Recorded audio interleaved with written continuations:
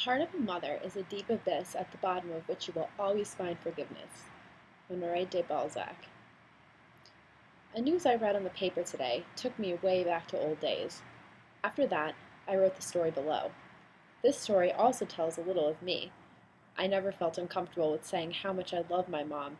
I dedicate this story to my mom and all the moms in the world. Please don't wait for the Mother's Day to tell your love.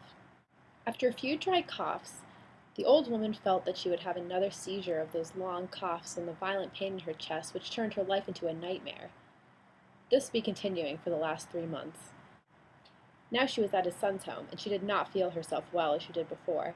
The doctors told his son and his wife that they should take her home at the last moments of her life. The problem the old lady was suffering from a heart disease and arthritis for a long time. She was close to the end of her 80s. Her old age contributed to the deterioration of her illness. Her son wanted her to spend her last days in peace, and he convinced his wife to take care of his mother in their house. 3 months after they took her home, her seizures were an increasing trend.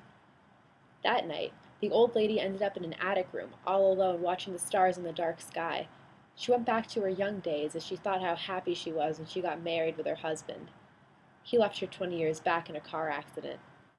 She used to think that life lost its taste for her after the death of her husband. It was unbearable for her to think how she would spend a life without him. They used to live like they would be together forever.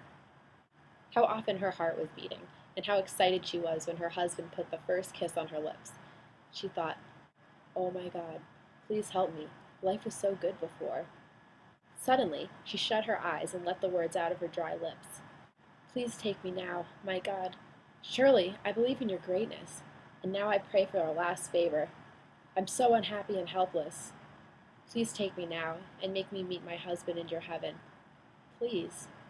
The night got darker, and her tears streaked down her face, down her chin. She was like she was getting lighter.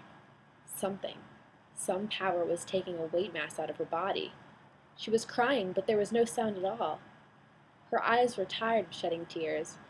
All the while that happened, a smiling young face appeared before her eyes. It was Sharon's face, who the old woman loved. Sharon was her grandchild. Sharon's mom and dad used to discourage her to go to her grandma's room and see her. They thought it would be awful for the 9-year-old to see a dying old lady. Sharon looked more mature than her peers, and she never liked her parents' idea to visit her grandma less often. She and her grandma established a strong bond between them. The old lady used to start smiling when she saw Sharon. She became a reason to the old lady to hold on to life. Especially after her husband's death, she almost forgot to smile and to be happy. Sharon was the only person who made her smile, and made her feel a bit happy. Once she even got up from her bed and danced with Sharon in a moment while she was showing her grandma how well she was at dancing. That view shocked her son and left her with a dropped jaw, since he did not see her mom so lively and full of life after his father's death. The long knocks on the door made the old woman open her sad eyes and smile. It was Sharon. She could tell it, since she used to knock and jump into the room without waiting for the permission. Meanwhile, Sharon's mom rushed into the living room and asked her husband, "Did you see Sharon around?" Her husband, "I think she went upstairs to see her grandma." Wife, "But she knows I did not want her to see her often these days." Husband, "I know, honey. But it's also hard for her to live in the same house and not see her grandma. You know they love each other so much." Wife, "That's why I don't want her to see her often. Imagine the frustration she might have." Husband, I know. Just then, Sharon hurried into the room barefoot.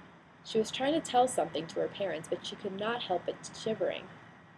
Her mom held tight and shouted, "Sharon! Sharon! Look at me, honey. Look in my eyes. Easy." Sharon, "Mom, Grandma left with Skinny." Mom, "Honey, what are you talking about? What is Skinny?"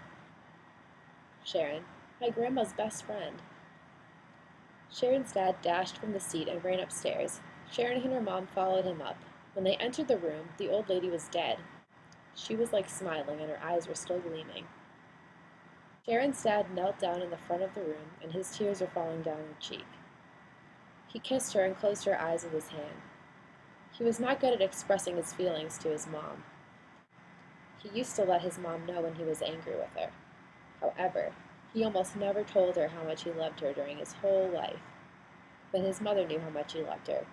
When she held his head between her palms and said, "Honey, look in my eyes and listen. I know you cannot say you are not comfortable with saying you love me, but your old mom sees the warmth in your eyes. I love you too, baby." And now the man was sobbing. "Mom, I always loved you." The man saw Sharon in tears and turned to her.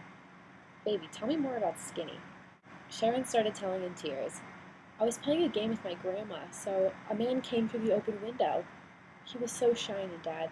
He was floating in the air. Then he stood by my grandma. My grandma started crying, saying, 'Oh, Skinny, I knew you would come and take me someday.'